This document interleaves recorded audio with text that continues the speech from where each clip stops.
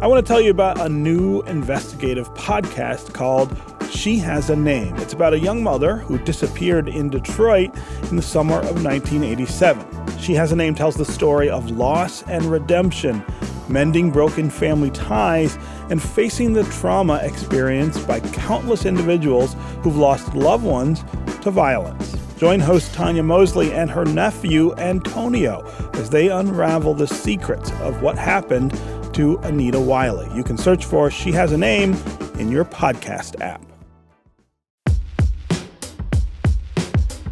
This nation was founded on the principle that all men are created equal. We hold these truths to be self-evident. That all men are created equal. I'll tell you what freedom is to me. No fear.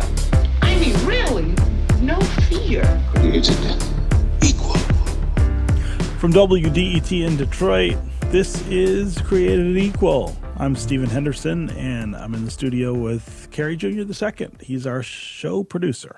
How you doing, Stephen? I'm excited to talk about another audio show, an audio programmer series, podcast, however you want to call it, on the show. Someone who does work that's somewhat similar to what we do on Created Equal. This is part of our series that's taking a look at winners of the 2024 Pulitzer Prizes. This one was a winner for audio reporting, and it's a really interesting look back at a hate crime in Chicago from almost 30 years ago. Yep, it's called You Didn't See Nothin. It was produced by the Invisible Institute and hosted by Yohance Lacour. Yohance joins us on the show. And it centers around, as you said, an attack from about 30 years ago, centered in 1990. It occurred in 1997 in Chicago. A 13-year-old black boy, Lenard, is jumped and attacked by some boys for being in the wrong neighborhood. He's put in a coma. And this retelling kind of becomes less about the attack itself and more about how the public and the media respond. Yeah. And there is this effort, this contortionist almost effort, to make this about something other than consequences and accountability for the people who committed the crime, and facing up to the racism that fueled that crime, and instead becomes this effort to focus on peace and getting along, something that I think has resonance in today's discussion about inequality and about policing and about violence. It's from almost 30 years ago, but many of the things that surface could be true in 2024.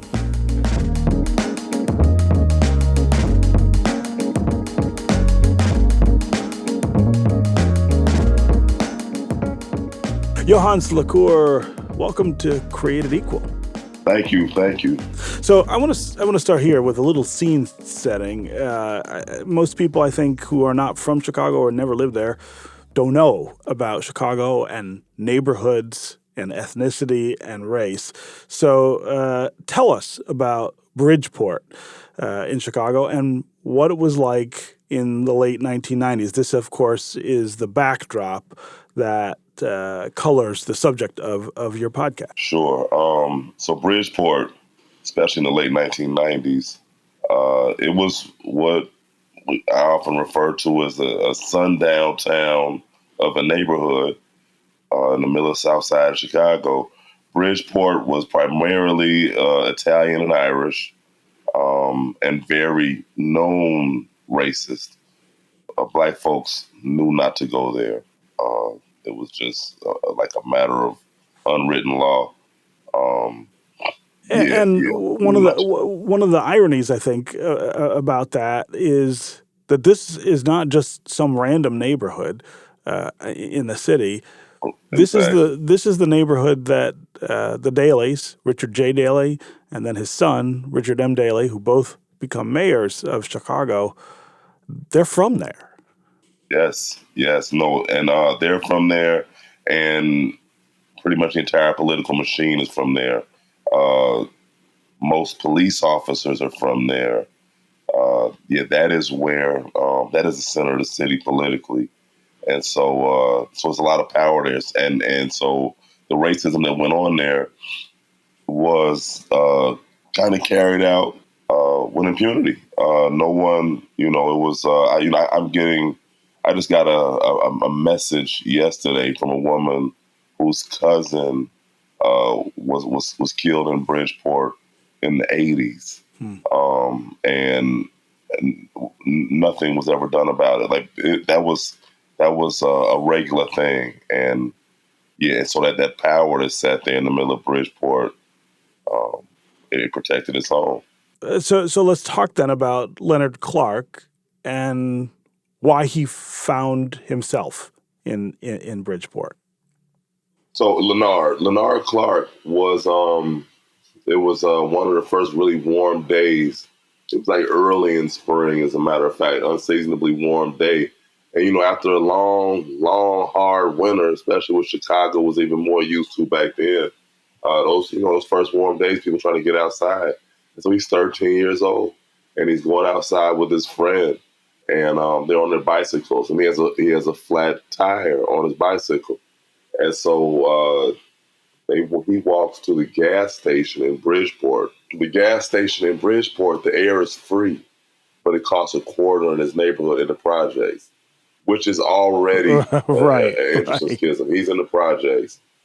And air costs, and in Bridgeport, working class community that's home of the mayor and countless city workers, the air is free. It costs $0.25 where he lives in the projects.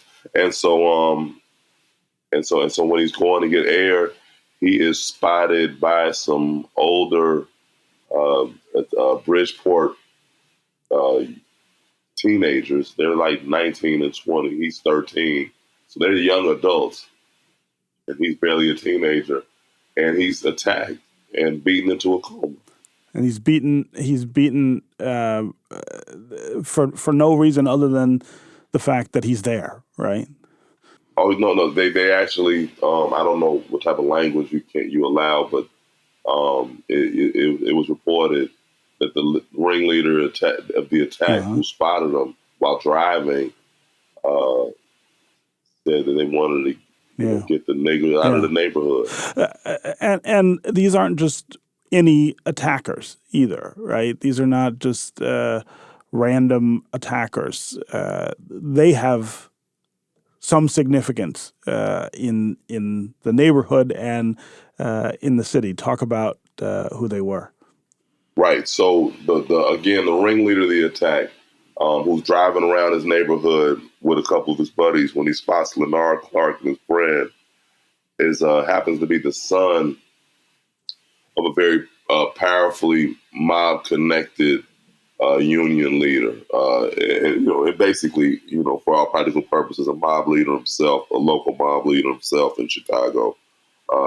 Frank Caruso Jr. was the attacker, and he's the son of Frank Caruso, who was an Italian-American longtime Bridgeport resident whose mob ties literally go back to Al Capone. And why does that matter in this case? Again, I think for people who are not from Chicago, don't live there, it's not always clear. What does that actually end up meaning? The reason that's so relevant is because Bridgeport, while it's the home of the dailies and the political machine and so many of the police officers in Chicago, it's also the home of a lot of Chicago's crime families. And so you got, this alliance, and it's a familial alliance. I mean, they're all from the same place, they're the same folks. And so now you got, the mob and the police all together. And so, first of all, they're protected by way of being from just being Bridgeport's own. They're protected because of the relationship between the local government and the police and the mayors. But then they're also a part of the mob, which offers another kind of protection. And the mob, at this point, being so entrenched in the unions, have kind of their power now overlaps, right? So you got mobsters in government as well. And so, when this kid, when Lenard Clark is beaten into a coma, and these mob kids are a few of them are eventually caught for it. These powerfully connected mob families of theirs go to great lengths to protect them and to keep them out of jail. And so, now we're talking about folks with the ability to leverage power on the streets, politically, paying folks off the whole nine, and worse. There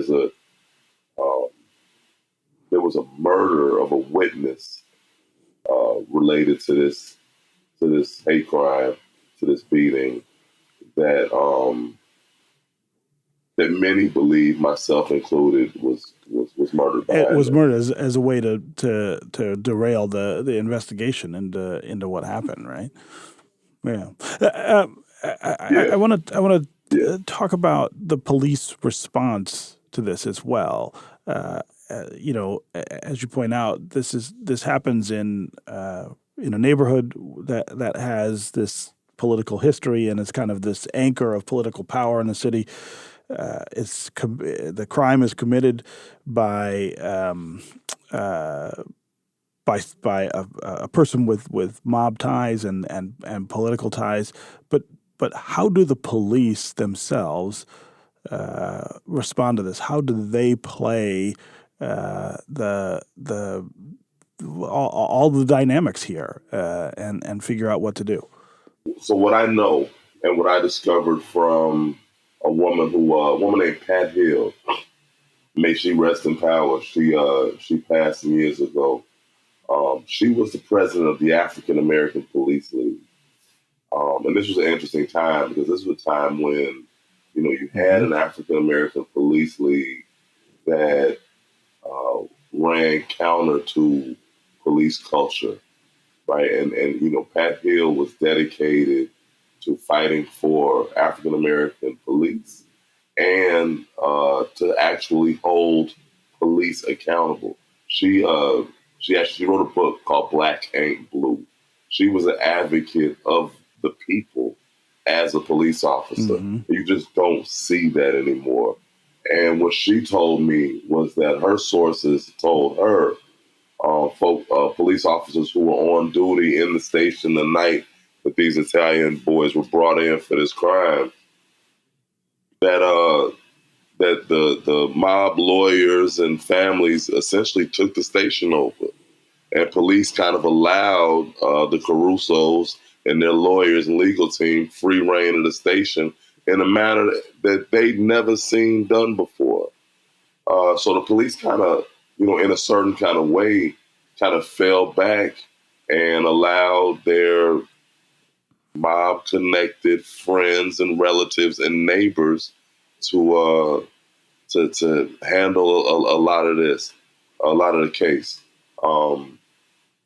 They did not aggressively, and as was customary in Bridgeport, when crimes occurred against Black folks, racist crimes occurred in Bridgeport against Black folks, justice was not aggressively sought because the perpetrators were the relatives and friends and neighbors of the police. And in fact, the title of your podcast sort of speaks to the kind of ostriching that goes on hereafter. You didn't see nothing.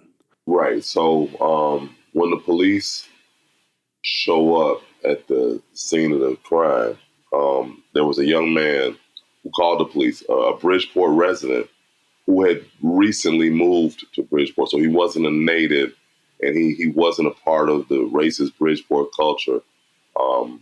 I believe he wasn't even from Chicago.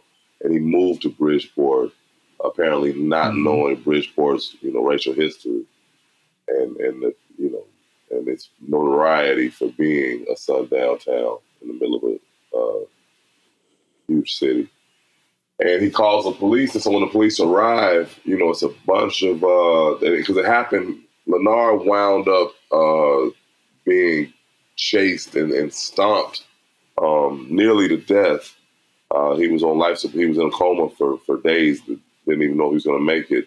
And it happened right outside of a popular, local Bridgeport dive. I think it was called Jimbo's.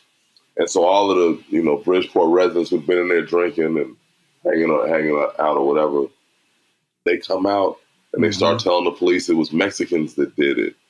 So these are Bridgeport residents, adults, obviously coming out of a bar who are basically covering these youngsters and trying to, help get these. It's a neighborhood wide effort to save these boys and from punishment for beating this black boy into a coma. And but the one resident who did call the police is like, no, it wasn't a Mexican. He starts to tell the police what he saw. And somebody from the crowd is like, you didn't see nothing. And it was understood that that was a threat. It was understood that, just shut up, get with the program. And it turned into a perfect title as well. Yeah. Okay, we need to take a quick break, and when we come back, we're going to continue this conversation with Yohance Lacour about his podcast, You Didn't See Nothin. We'll be right back with more Created Equal.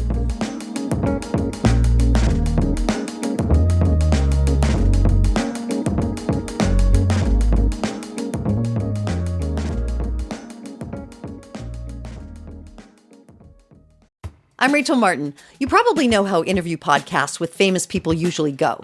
There's a host, a guest, and a light Q&A.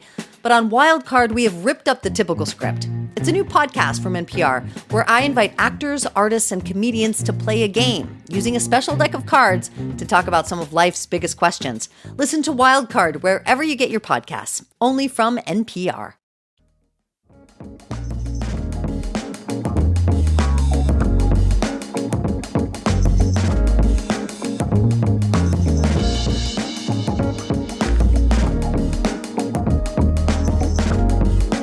We're back with more Created Equal from WDET in Detroit. I'm Stephen Henderson, and I'm really glad you're with us. Our guest today is Yohance Lacour. He's a journalist and host of a podcast titled You Didn't See Nothin. It was a 2024 Pulitzer Prize winner in the audio reporting category. It is about a young African-American man in Chicago in 1997 who goes into the Bridgeport neighborhood, which is a white ethnic neighborhood on the city's south side, and is beaten into a coma. Yohance, I want to start this part of the conversation talking about the wider response to what happens to Lenard Clark. And I guess the best way for me to kind of summarize that or frame that is that there seems to be this effort to keep peace or to find peace, but not to pursue justice, right? And I think in the language and the narrative of civil rights and work around equality, there's always kind of a tension between those two things, right? Some people want peace, other people want justice, and often we don't get both. This seems like a very strong example of peace being the priority and justice kind of taking a back seat.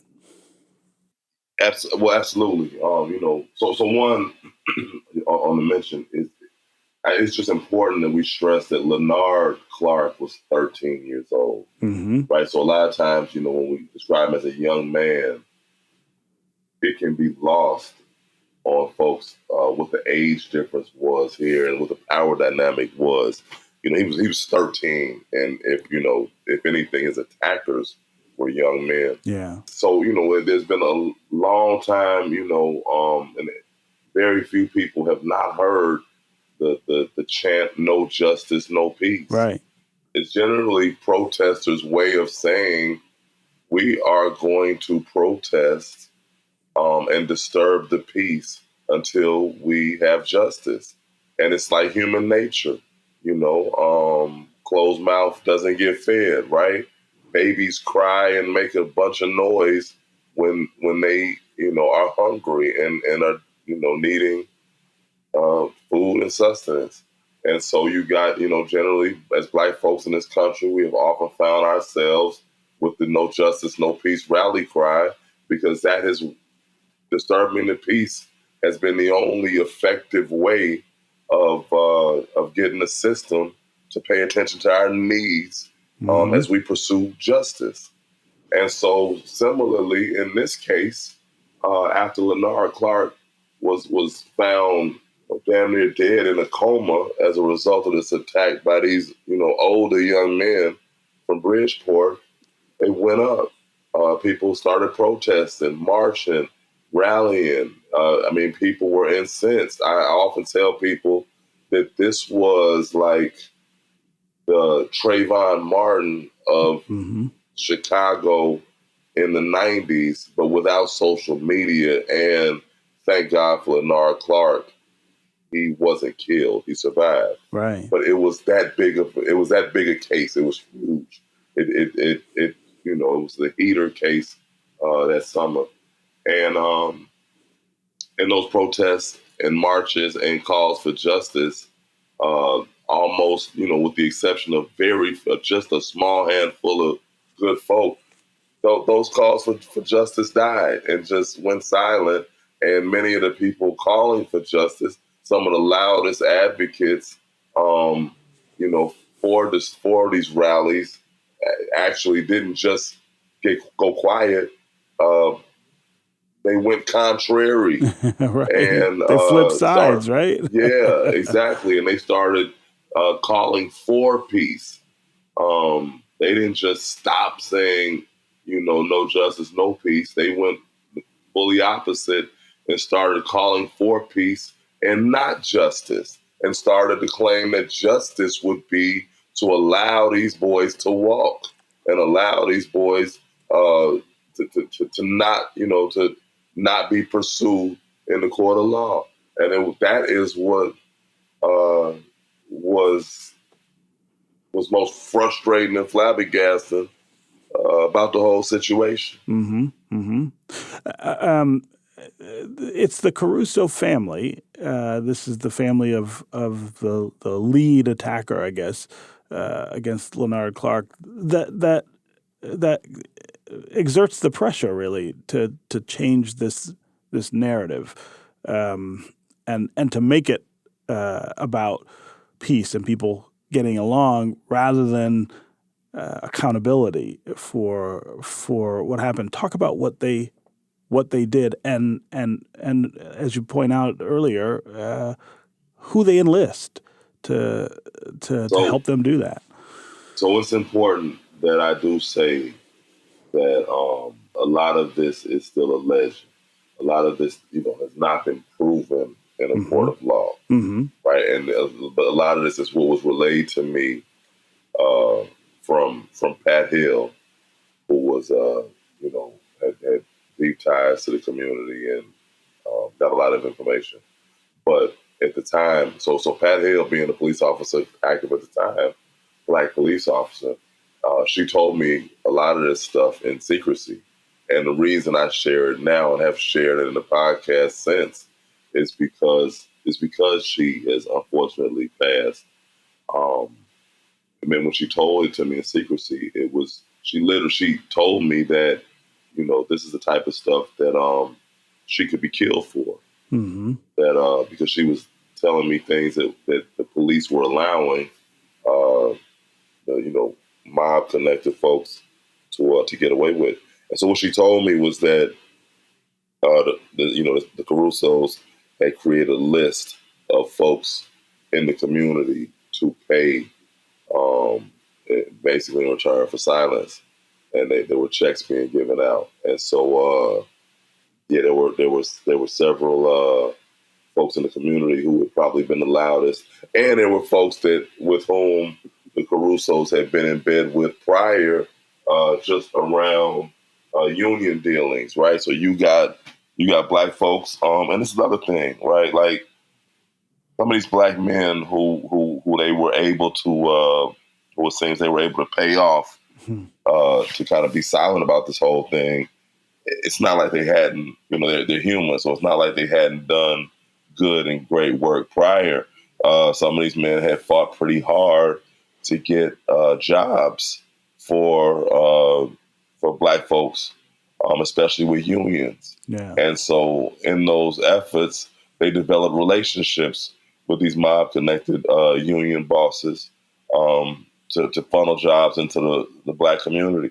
And so the Carusos relied on those relationships and called on those folks to do some favors for them. And in this particular, return of favor was to kind of silence their constituents and kind of change this call for justice and call for prison time for these young Bridgeport men into a call for leniency and forgiveness, which was just ridiculous and offensive.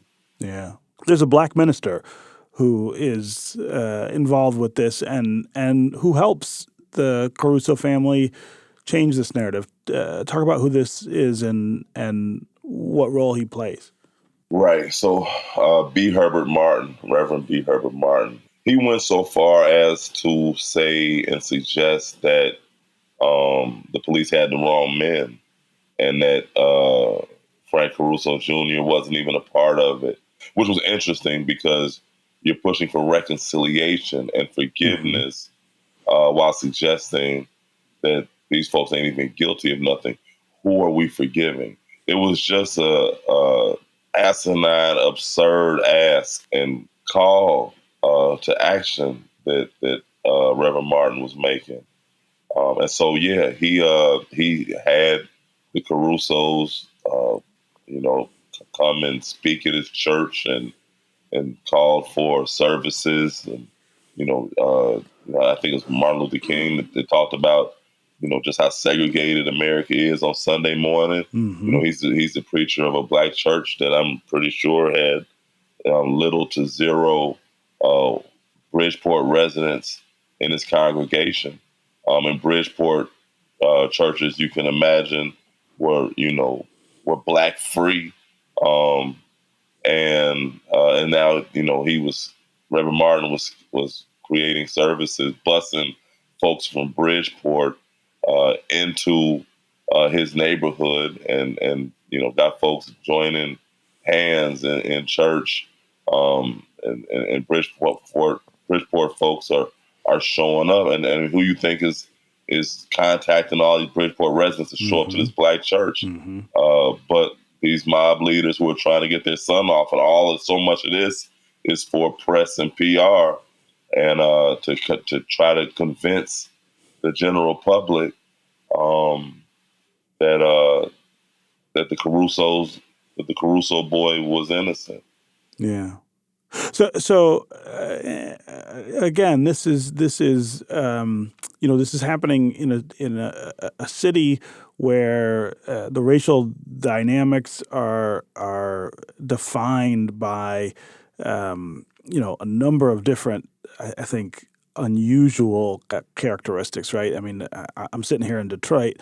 We don't have anything equivalent to Bridgeport in our city, not in the city at least. We don't have a mayor who's from a family that has had power in that city for decades and decades and comes from that neighborhood. I wonder if you can talk about what you think the fear was among the political class, in media, in the Bridgeport community, about what would happen if these attackers were just treated like any other criminal suspects, if they were just taken and put on trial for what they allegedly did, and maybe convicted and sentenced. What was the reason to not want that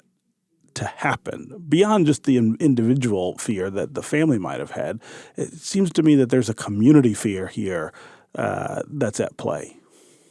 I think it was about who had money and power and who didn't, and who was depending on who for it. Right? I don't think that these Black folks that sided with the Carusos trying to keep this young man out of jail were necessarily afraid something would happen to them as much. I don't think it got I don't imagine it got to that point.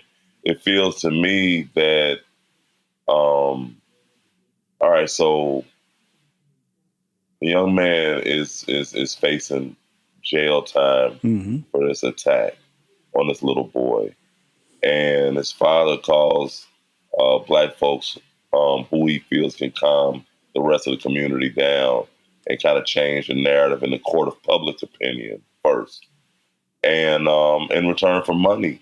So I think it's more of it's not so much what do we lose if you know these boys go to jail. It's what do we gain if we help them stay out of jail. And so I think it's more of a quid pro quo type of thing, where it's like, nah, we want to keep these jobs rolling. We want this, we want this infusion of money, and these folks are gonna pay to play. I'm sure it's not lost on them that they would wind up on the Caruso's bad side if they don't play ball. And so, whatever that may have meant to them, I mean, could they have potentially been afraid, like, damn, if we don't play ball here and we stand firm, like, nah, we're not, accepting money in favor in return for selling this kid out, what might happen to us? Might we be attacked or in danger? Because the mob is obviously violent and will go to, desperate lengths to cover that. That's very possible. Yeah. But I don't imagine they were ever threatened and made to feel fearful of what would happen if they didn't do it. I think that the relationships between these black folks and the Crusoes were already such that it was more like calling a favor in. Yeah. And paying for there was a benefit. Cooperation. There was a benefit for what they were doing. Yeah. Exactly. So let's talk about what happens though to the attackers. What were the consequences here? First of all, I got every reason to believe there were actually 6 attackers at least, and only 3 were arrested. The ringleader, again, the young man who was Frank Caruso Jr., he wound up doing about 2 years when all was said and done. And the other 2 wound up doing no jail time. So, I mean, a slap on the wrist at best for a hate crime that left a 13-year-old in a coma, changed his life. And this is just because prosecutors don't charge more aggressively, and in at least one case, the jury doesn't or the judge doesn't believe that someone ought to go to jail. No, the judge in the original case sentenced Caruso to like 8 years, but they came back and gave him some sort of good time and ran him some probation, and he wound up just doing 2 years. Yeah. Okay, we're going to take another quick break, and when we come back, we'll continue this conversation with Yohance Lacour about his podcast, You Didn't See Nothin. We'll be right back with more Created Equal.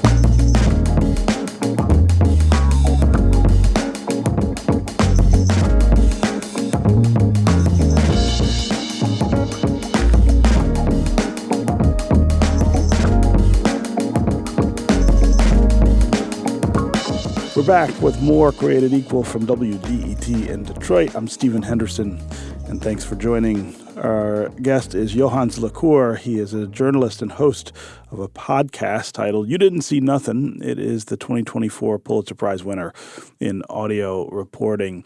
Yohance, I want to talk about the fact that you were able to talk with Lenard Clark about what happened to him. And before that, he isn't someone who has spoken a whole lot about this attack. Why do you think he was comfortable talking for this project? So when I started pursuing this story, I spoke to Lenard Clark off the record to introduce myself. Mm-hmm. And a mutual friend put me in tune with him, and he agreed to sit down with me, let him know that, back when this happened to him, I was driven to report about it, and I was frustrated by it, and that I was returning to kind of revisit the case. He did not agree to talk to me for the podcast. Once he realized that this was, that I was a journalist, and I started asking him if we could record. Mm-hmm. He was actually not willing to do that.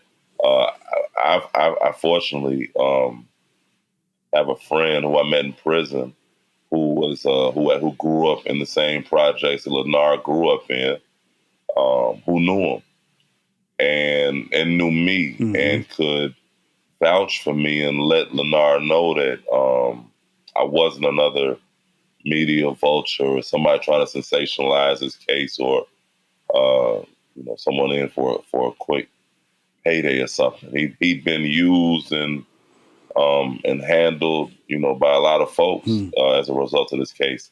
And so what he did was he spoke to my friend Hot Rod, is what we call him, Rodney Phillips, Mm-hmm. and he spoke to Hot Rod and on the record for the podcast. And you were able to use that, right? Yes, yes. You said that he had been treated badly or wrongly before by people. In this case, talk about what that looked like. What kinds of things had happened to him? People sensationalizing his case after all this happened. He and his family felt used. Yeah. By some of the people who'd been using them because they'd been bought off by the Carusos. I mean, he was 13 at the time, and he was in a coma, and he's learning how to walk again and talk again. And as he is and his family are slowly discovering that they're being manipulated by folks who are operating pretty much at the command and on the dime of his attacker's family. And so, Lenard even said, on the record to Hot Rod in the podcast, that he doesn't trust people anymore, doesn't even like people. And so it was these kind of experiences that left him understandably reluctant and ultimately unwilling to go on the record with folks he didn't know. Yeah. Yeah. So I also want to have you talk just a bit about why you tell this story like a memoir. What went into that choice? Well, when I first came home, I was just looking to do some writing, man, just to put some money in my pocket. And so Jamie Calvin, the Invisible Institute, the journalism organization that I produce this with here in Chicago, initially gave me a fellowship to tell this story. And the idea was going to be a written piece, long form journalism. And it was a challenge to get that done. And so around the same time, the audio team with the Invisible Institute had just wrapped up their first podcast, and it was very successful. Podcast called Somebody, Pulitzer Prize nominee, amazing podcast.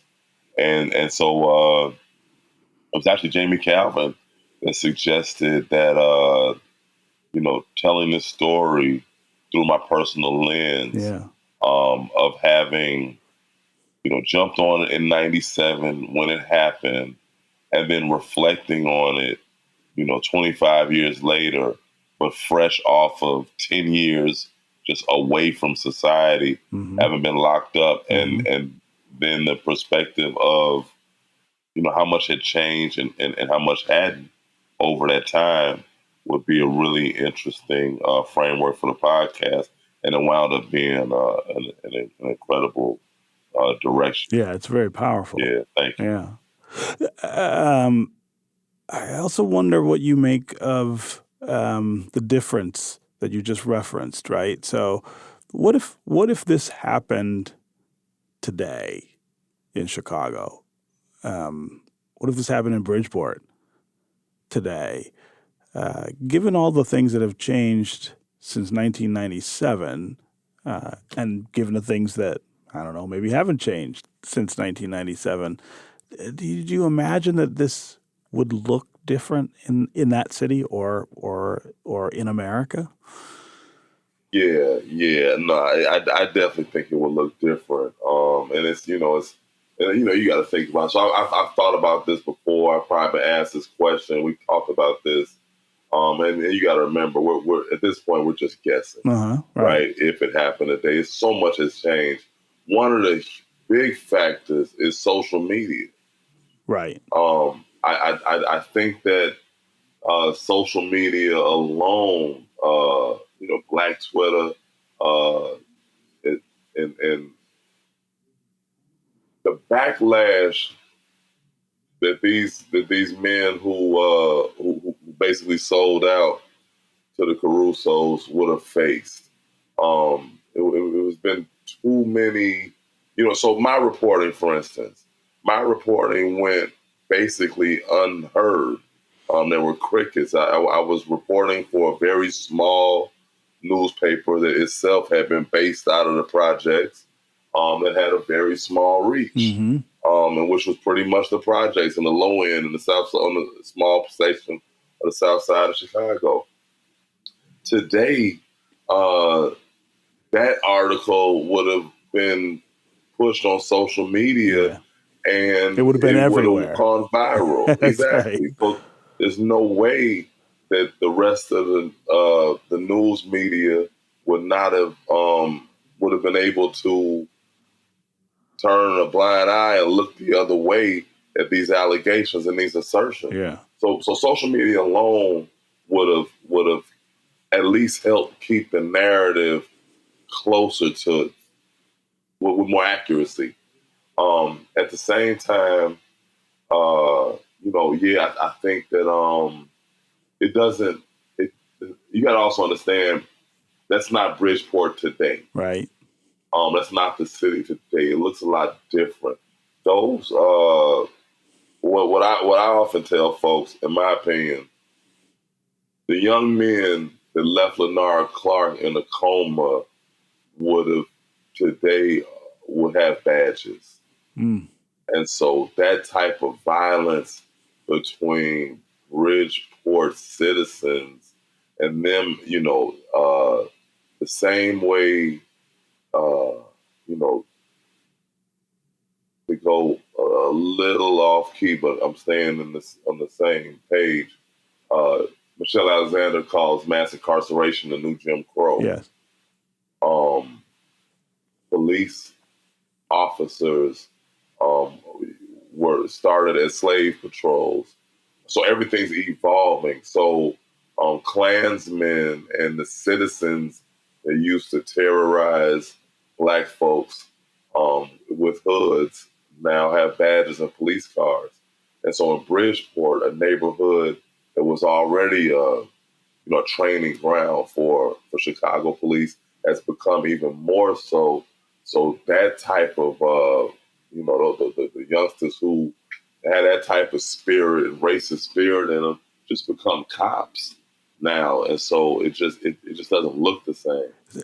I mean, that's a really powerful observation to make. Are you saying that you think because they're cops, they wouldn't have done the same thing, or that they would, and that now we'd have the added problem that it was committed by police who don't just have power, covert power, but have official power and cover to do things?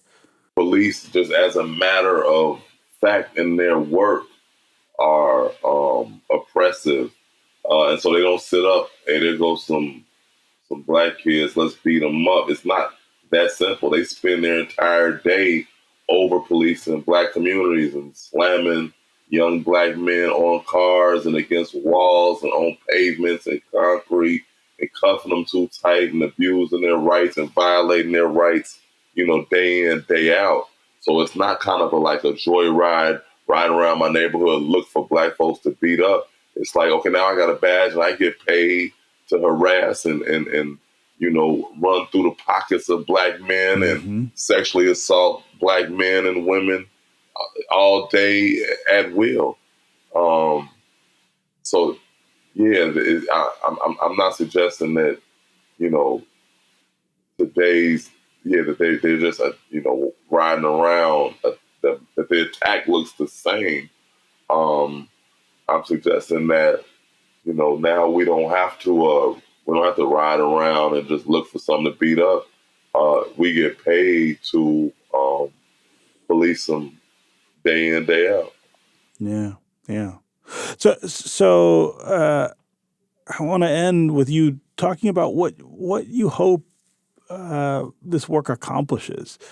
What do you want people to know about Chicago and about race and about America from this? But more importantly, what do you want people to do? What change do you want to affect here?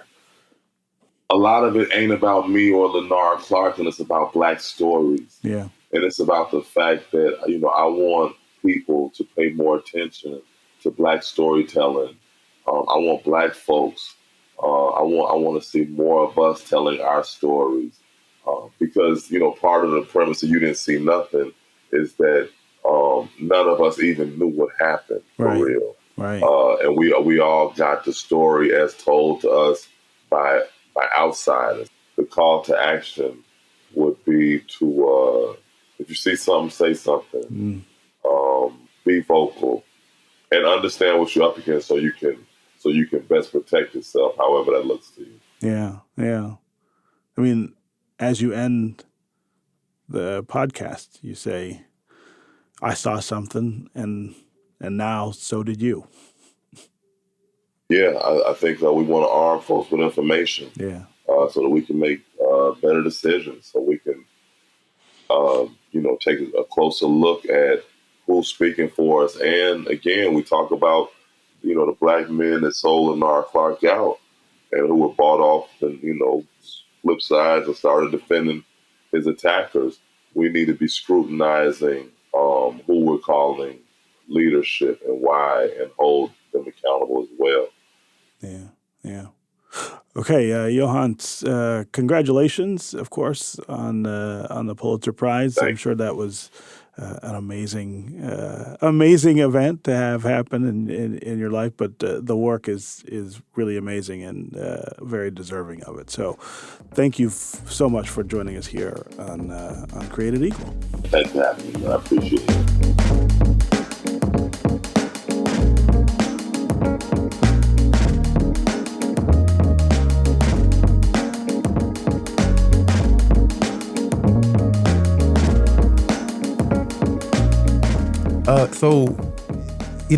Listening back to this podcast and hearing Yohance talk about it, it seems like a very kind of self-aware, almost meta approach, considering it is media. And he has some really insightful, I don't know if I say criticisms, but comments about how the media responded in this sense. And overall, he really was trying to, reconcile with what happened, but kind of found himself in the end of the show kind of being like, this wasn't resolved. We didn't really confront this head on as we were supposed to. And so this is his approach to confronting it. Yeah. I mean, I think one of the things that is really interesting about this is the way it all kind of folds back over on itself. Mm-hmm. Yohance is telling someone else's story, but he's also telling his. Right. He's also working through his own feelings about how all this happened and what it meant in the city where he's from. Yeah, I was gonna say that quote that you used at the end of the interview, Stephen, about how he didn't see nothing. He didn't see nothing. He saw something, and now you did too. I thought that was a really great way to end the show, in the series, in the podcast. So It really was. It took the sting away. So now sorry. we got to go off on me calling you out on it. That's not as good, but it works.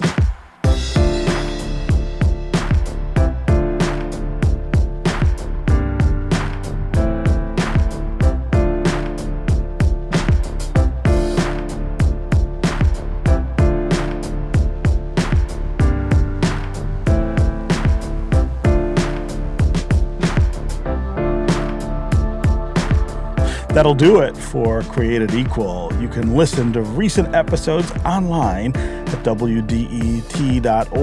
And, of course, make sure to subscribe to our podcast. Created Equal is produced by Carrie Jr. II and David Lyons. Our sound editing is by Connor Anderson. And our music is by Sam Bobian. Our digital team is Jenny Sherman, Dave Kim, and Sophia Joswiak. Our program director is Adam Fox. Created Equal is a production of WDET, Detroit's public radio.